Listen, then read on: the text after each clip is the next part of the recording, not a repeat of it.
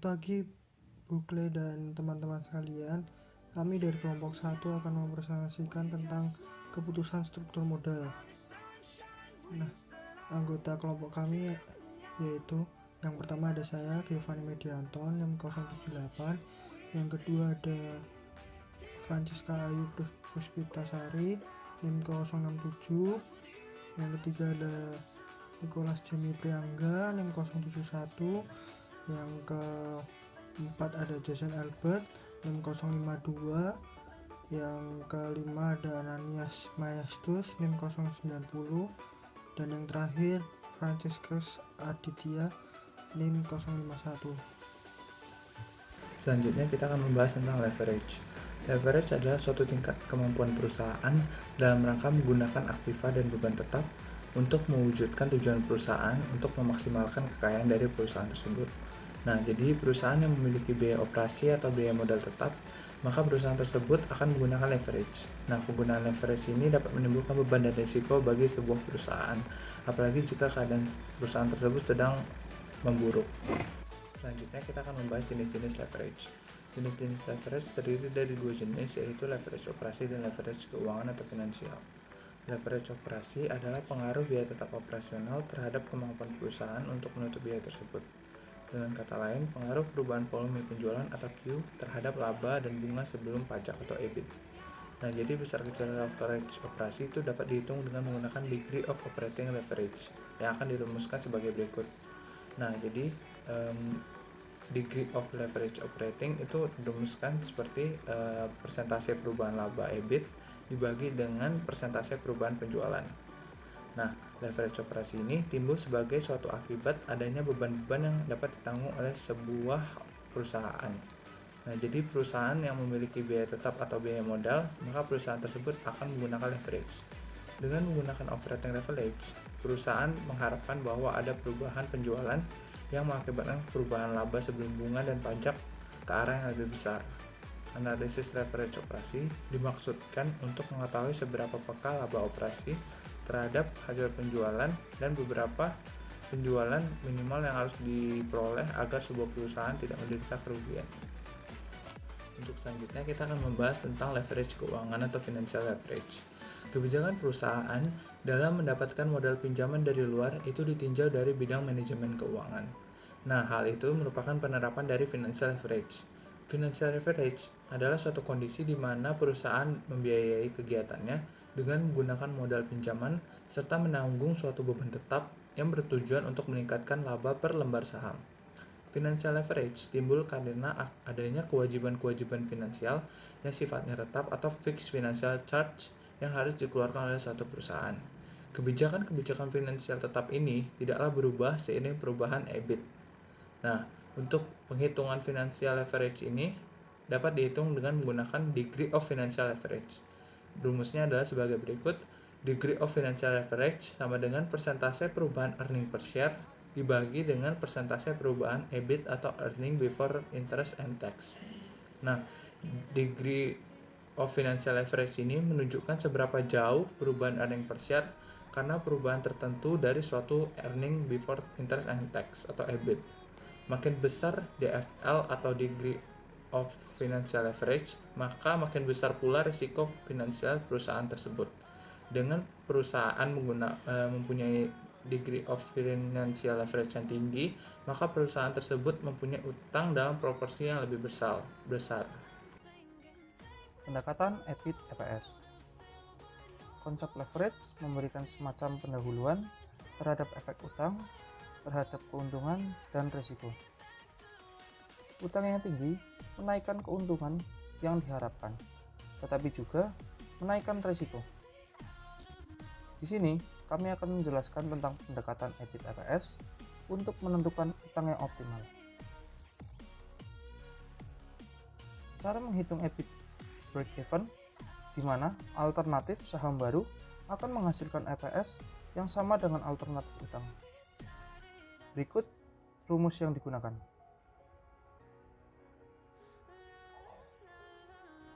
Ada pula keterbatasan pendekatan EBIT/EPS. Yang pertama, metode EBIT/EPS tidak membicarakan tentang pengaruh struktur modal terhadap nilai perusahaan.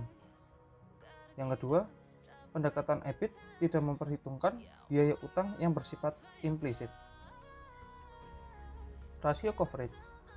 Rasio coverage melihat seberapa jauh kemampuan perusahaan untuk memenuhi kewajiban yang bersifat tetap. Semakin tinggi angka tersebut, maka semakin tinggi kemampuan perusahaan untuk memenuhi kewajiban. Rumus yang digunakan menghitung leverage sebagai berikut.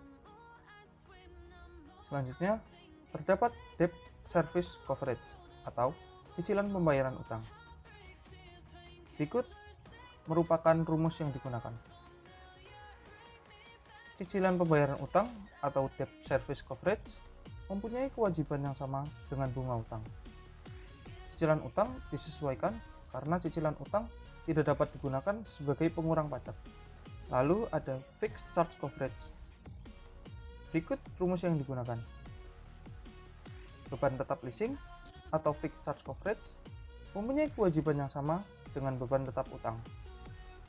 Jika perusahaan mempunyai target rasio coverage tertentu, maka penggunaan utang harus dianalisis efek terhadap rasio tersebut. Manajer keuangan bisa menggunakan kombinasi perbandingan untuk memperoleh kesimpulan yang lebih tepat mengenai baik tidaknya atau sudah memadainya rasio coverage tersebut. Selanjutnya, pendekatan biaya modal.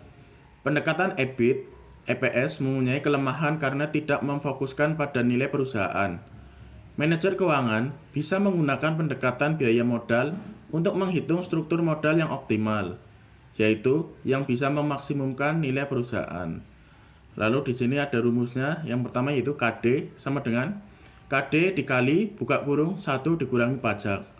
Lalu yang kedua mencari nilai perusahaan sama dengan EBIT dikali buka kurung 1 dikurangi pajak tutup kurung dibagi WACC. Selanjutnya saya akan menjelaskan mengenai perbandingan dengan struktur modal industri atau perusahaan lain. Metode lain untuk menentukan struktur modal adalah dengan mengikuti struktur modal industri atau perusahaan yang sejenis yang kemudian di rata-rata, atau perusahaan lain satu atau dua yang mempunyai risiko bisnis yang sama. Struktur modal satu industri dengan industri lainnya cenderung berbeda. Jika perusahaan mempunyai struktur modal yang terlalu menyimpang dari rata-rata industri, maka pasar atau pihak luar akan langsung mempertanyakan penyebabnya. Penyimpangan tersebut tidak harus berarti jelek. Jika kebanyakan perusahaan menggunakan struktur modal yang konservatif, maka rata-rata industri untuk struktur modal akan terlihat lebih kecil. Meskipun kemudian rasio utang yang optimal bisa menjadi lebih tinggi dari rata-rata industri. Karena itu, manajer keuangan harus menyiapkan argumen yang kuat dengan meyakinkan jika ingin menggunakan struktur modal yang menyimpang dan signifikan dari rata-rata industri. Standar dari pihak luar. Pihak luar atau pemberi pinjaman akan menetapkan standar tertentu dalam struktur modal. Contohnya, jika perusahaan ingin menerbitkan obligasi, biasanya perusahaan tersebut akan dirating oleh perusahaan perating. Di Indonesia, contohnya ada Pevindo. Rating didasarkan oleh beberapa faktor, di antaranya ada struktur modal atau utang. Jika perusahaan ingin memperoleh pinjaman dan pihak bank mengisyaratkan tingkat utang tertentu, maka perusahaan akan menuruti kemauan tersebut. Kalau tidak, perusahaan tidak akan memperoleh pinjaman. Rasio coverage. Rasio coverage ini biasanya sering digunakan oleh pemberi pinjaman atau lembaga rating untuk menilai risiko kebangkrutan. Dua rasio yang sering digunakan untuk menganalisis rasio coverage itu sendiri ada dua, yaitu Times Interest Earned atau TIA. Di sini memasukkan semua kewajiban pembayaran yaitu bunga, sewa, dan cicilan pembayaran utang atau pokok pinjaman. Yang kedua ada Fixed Charge Coverage atau FCC. Di sini memasukkan kewajiban pembayaran yaitu bunga. Semakin tinggi angka tersebut, angka dari rasio coverage, semakin aman dari risiko kegagalan membayar kewajiban. Analisis aliran kas. Manajer keuangan bisa menganalisis aliran kas menggunakan semacam simulasi ataupun skenario. untuk memperkirakan kemampuan membayar pada situasi yang jelek, misalnya resesi. Setelah mengetahui kemampuan menghasilkan kas pada suatu situasi baik maupun jelek, manajer keuangan bisa memutuskan tingkat utang yang optimal. Kombinasi manajer keuangan tidak harus menggunakan hanya satu metode analisis dalam penentuan struktur modal. Manajer keuangan bisa menggabungkan metode-metode yang dijelaskan pada slide awal untuk memperoleh gambaran yang lebih baik dan menyeluruh terhadap struktur modal tersebut.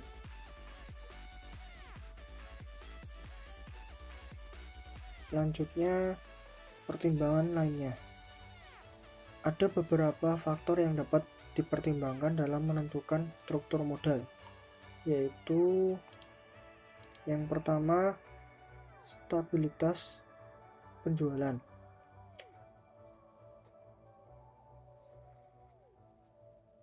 Perusahaan yang mempunyai penjualan yang stabil bisa menggunakan uang yang semakin tinggi. Semakin stabil penjualan suatu perusahaan, semakin mampu perusahaan tersebut menutupi kewajibannya. Nah, jika kondisi ekonomi memburuk, perusahaan dengan penjualan yang stabil mempunyai kemungkinan yang lebih tinggi untuk bisa menutup kewajibannya. Yang kedua, tingkat pertumbuhan penjualan. Perusahaan yang mempunyai tingkat penjualan yang tinggi akan lebih menguntungkan jika memakai utang. Perhitungan financial leverage di atas menunjukkan bahwa dengan menggunakan utang, earning per share-nya itu bisa dimaksimumkan jika penjualan cukup tinggi. Pada sisi lain, perusahaan dengan pertumbuhan yang tinggi biasanya mempunyai harga saham yang lebih tinggi. Oleh karena itu, akan menguntungkan jika perusahaan menerbitkan saham. Yang ketiga ada struktur aset. Perusahaan yang mempunyai aktiva tetap yang lebih besar, yang di sini artinya yang lebih berusia panjang, apalagi jika digabung dengan tingkat permintaan produk yang stabil, akan menggunakan utang yang lebih besar. Perusahaan yang mempunyai aset lancar lebih banyak, yang nilainya akan bergantung dari profitabilitas perusahaan, akan menggunakan utang yang lebih sedikit. Yang terakhir ada sikap manajemen. Manajemen yang konservatif akan menggunakan utang yang lebih sedikit. Dan juga sebaliknya. Pemegang saham yang ingin menjaga kendali atas perusahaannya akan menggunakan utang yang lebih banyak. Sebaliknya, jika perusahaan tidak berkepentingan terhadap kendali perusahaan, akan cenderung menerbitkan saham yang baru. Sekian dari presentasi kami. Terima kasih.